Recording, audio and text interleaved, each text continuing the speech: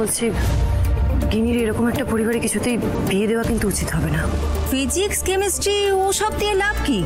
ও তো বিয়ে করে সংসার করবে, আর তাছাড়া আমাদের একটু সেবা যত্ন করবে, আর ওর এই বরকে একটু যত্ন করবে, আগলে রাখবে, ব্যাস এটাই যথেষ্ট, আর কিছু চাই না। আমরা কিন্তু বিয়েতে এক পায়ে রাজি। গিনি আবার সুপারস্টার এসআরকের বোন, এর থেকে আর বেশি কিছু আমার জানার দরকার নেই। কিন্তু আমার ছেলের বিয়ে বলে কথা, তা একটু দেখে শুনে একটু পরখ করে নিতে চাই। আচ্ছা বলছি, আপনারা ঠিক কি পরখ করে নিতে চাইছেন বলুন তো? এক মিনিট আমি বলছি। দুটো পাত্র দেবেন আমাকে? আমি নিয়ে আসছি। হ্যাঁ।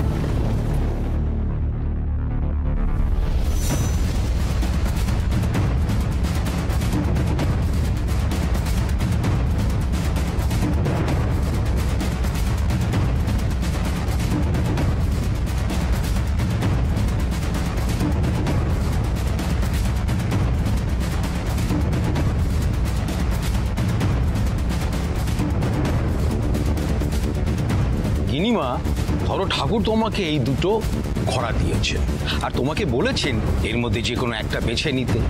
তবে হ্যাঁ, তুমি যেটা বাঁচবে তোমার পরিবার কিন্তু সারা জীবন সেটাই ভোগ করবে, কোনোদিন তার অভাব হবে না। তা তুমি কোনটা বাঁচবে গিনিমা?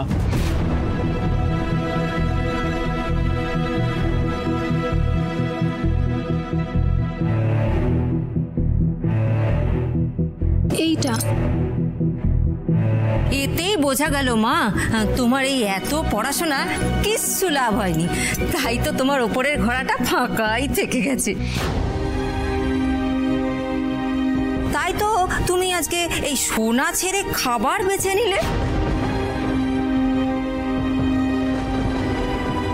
সুখ সমৃদ্ধি চাইলে বলা হয় আমার সন্তান যেন থাকে দুধে ভাতে, সোনা জহরতে থাকার কথা তো কেউ বলে না। উফ, তোমার তো দেখছি ভীষণ মাথা মোটা। হ্যাঁ, আরে সোনা থাকলে খাবারের অভাব হবে নাকি?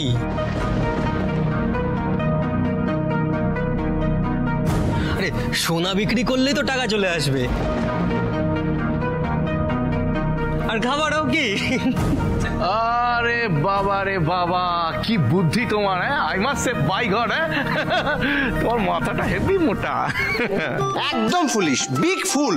তবে একটা কথা কিন্তু মানতে হবে, তোমার কিন্তু হেভি বুদ্ধি। My business mind is always businessing. Very good.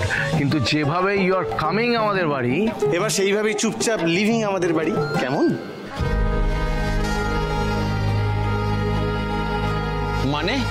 মানেটা খুব সিম্পল। এত স্বার্থপর এবং লোভী একটা ফ্যামিলিতে আমার বোন কোনোভাবে বিয়ে করে যাবে না। Is that clear?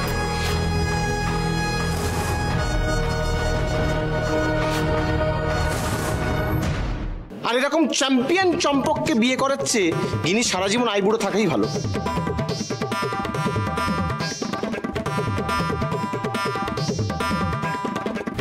এবার একটা কাজ করুন, মানে সব ওই চা সিঙ্গারা যেগুলো মুখে তুলছেন ওগুলো সব রাখুন এবং এখান থেকে পত্র পাঠ বিদায় নিন। চলুন চলো, ওটো বাবু, ওটো। হ্যাঁ চলো, বেরিয়ে পড়ুন বলছি। বেরোন বলছি, অনেক হয়েছে, অনেক খেয়েছেন, যান বেরিয়ে যান এখান থেকে। অনেক হয়েছে, অনেক সহ্য করেছি, গেট আউট।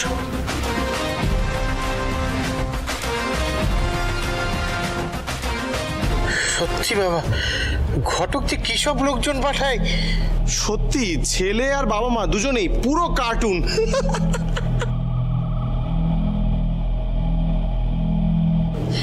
কেন তোমরা আমার বিয়ে দেওয়ার চেষ্টা করছো মা? বাবা, আমি বলছি না আমাকে কারোর পছন্দ হবে না, কখনো না। এরকম বলতে নেই গিনি, দেখো এরকম লোক তো আর 5 জন হবে তার কোনো মানে নেই। দেখবে একদিন না একদিন তুমি ঠিক এমন কাউকে পাবে যে তোমার কদর বুঝবে।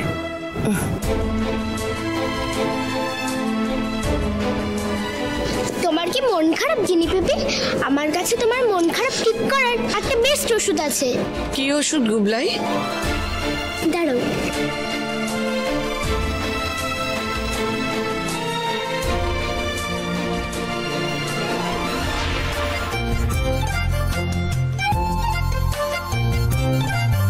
আছে টিউব, আছে ফ্যান, সব কিছুই যাচ্ছে ট্যান, দম বন্ধ হয়ে আসছে আবার। আছে অনেক জ্ঞানের বই টুকে টুকে বই এখন আর সময় গিনি পিপি হেসেছে। লা লা লা লা লা লা লা লা লা লা লা লা লা লা লা লা লা।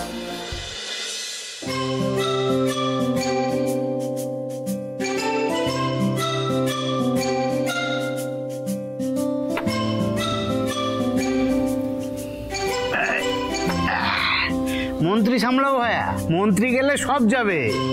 অত সহজ নয় জামাইবাবু, আমার মন্ত্রী গেলে তোমার গজ ঘোড়া নৌকো সব যাবে দেখো।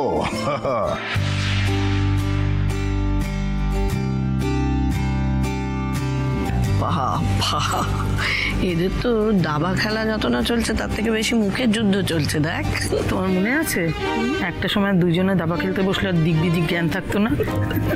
থাকবে না। আজকেও একদম জোর কদমে একে অপরকে টেক্কা দেবে মামি, আর বাজি ধরা হয়েছে যে জিতবে সে 500 টাকা পুরস্কার পাবে। পজিশন দেখে মনে হচ্ছে বাজিটা পিসেমশাই জিতবেন। অত সহজ নয়, জামাইবাবুকে আমি বলে বলে হারাবো, একদম বলে বলে দেখো। আস্তে আস্তে ঘুরাই দাদা, আস্তে নেমো, সাবান জল পড়েছে, সুকেটে পড়ে যেও না আবার। আচ্ছা একটু দেখেন নামছি, আমি পড়বো না। হ্যাঁ দেখে।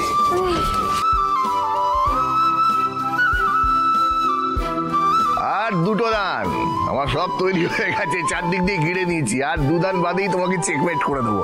দেখো দেখো। অসম্ভব, শাগনিক থাকলে তাও একটা চান্স ছিল, তুমি তোর মতো ভালো দাবা খেলতেই পারো না। হ্যাঁ এটা তুমি ঠিক বলেছো যে শাগনিকের মতন অত ভালো আমি খেলতে পারি না, তবে ছোটবেলায় কিন্তু শাগনিক আমার থেকেই খেলাটা শিখেছে।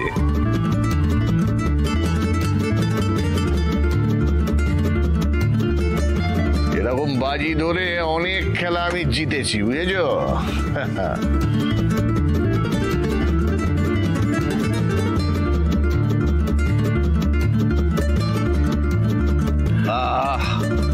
দারুণ হয়েছে তো কফিটা, কিন্তু এইভাবে কফি রোজ বানাবে।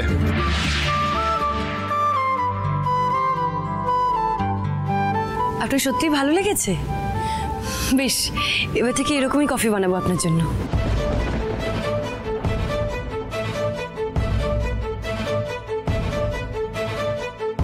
তাই দিও দিশা, দেখবে কফির টেস্টের সাথে সাথে কফি খাওয়া মানুষটাও পাল্টে যাচ্ছে।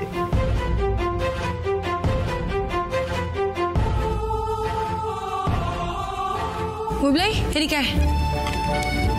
এসো।